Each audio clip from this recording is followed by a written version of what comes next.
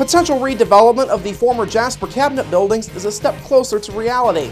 More on that, plus Carrie has this week's report with our friends at the Du Bois County Humane Society, and Audrey Werner and Sarah Leonard discuss Girls on the Run tonight on Inform. All of that and much more is up next here on the 18 WJTS News.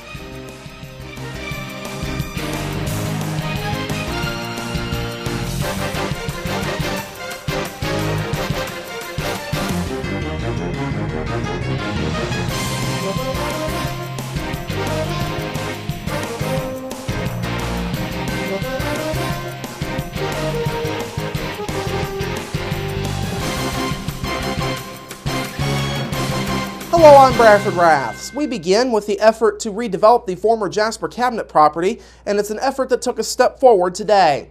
This morning, the Jasper Redevelopment Commission passed a declaratory resolution for this project. The resolution creates a new tax increment finance district, which will be known as the Jasper Riverfront TIF. This TIF would be separate from the TIF district that the city created back in March. Jasper Redevelopment Commission President John Bell says the project remains a low-risk and high-reward proposition for the city. There would be no harm in doing that, because if a future developer came through, they would want us to do that same thing more than likely. The clock on the TIF area doesn't start until the project actually starts. So at this point, I think we have low risk in going through this declaratory resolution. We have many stopgaps to go between now and November, and even after November. Now, the project was first discussed at last month's Redevelopment Commission meeting. An unnamed developer entered into a purchase agreement with Jasper Cabinet property owner Jerry Foos prior to last month's meeting. The Jasper Cabinet property has been vacant since the company closed back in 2002. Ed Curtin is representing this unnamed developer. He also owns CWC Latitudes, which is the firm that helped Jasper to establish the original TIF district that the Jasper Cabinet property is currently part of. Curtin says today's move forward is nothing but good news. It's very encouraging. We're excited that the Redevelopment Commission's taken this step to move the creation of the TIF area forward, and we're anxious to see all the next steps go ahead. Curtin told the RDC last month that the separate TIF district was one of the conditions of the developer moving ahead with this project. He stated the separate TIF was needed to protect potential revenue generated from it against any losses due to property taxes, among other reasons. The name of the developer and details of the project will not be revealed until the Jasper City Council's meeting coming up in October.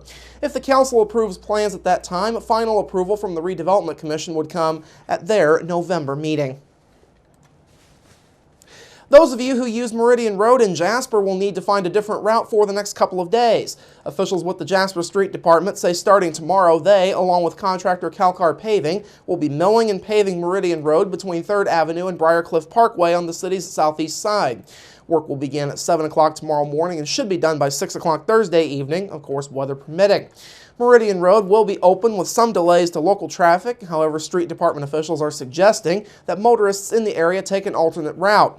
Now, in another local road update, officials with the Du Bois County Highway Department say Kellerville Road is now open to traffic.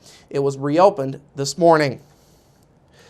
Officials with Westgate at Crane have announced information for this year's annual College Fair. The 2015 College Fair will be at Westgate Academy coming up on September 29th, and it will run from 9 to 11 a.m. that day.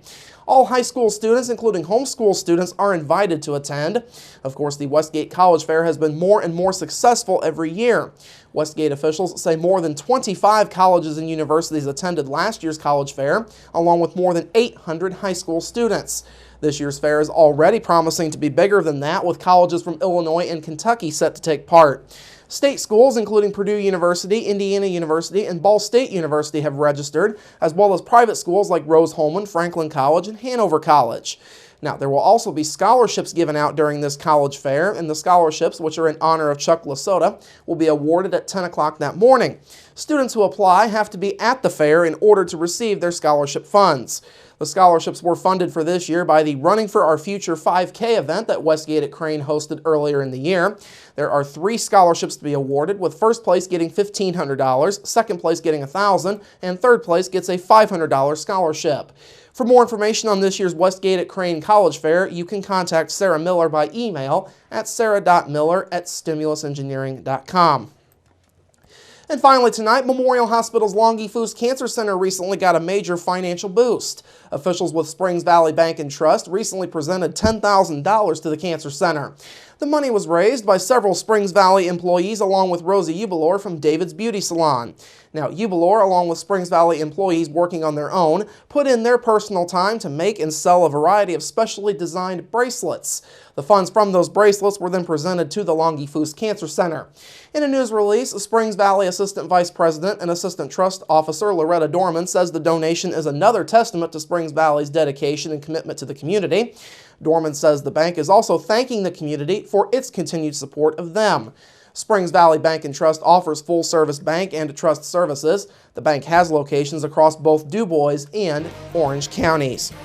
All right, coming up after the break, Carrie is next with our friends at the DuBois County Humane Society, and later, more on Girls on the Run in tonight's Inform. We're back after this.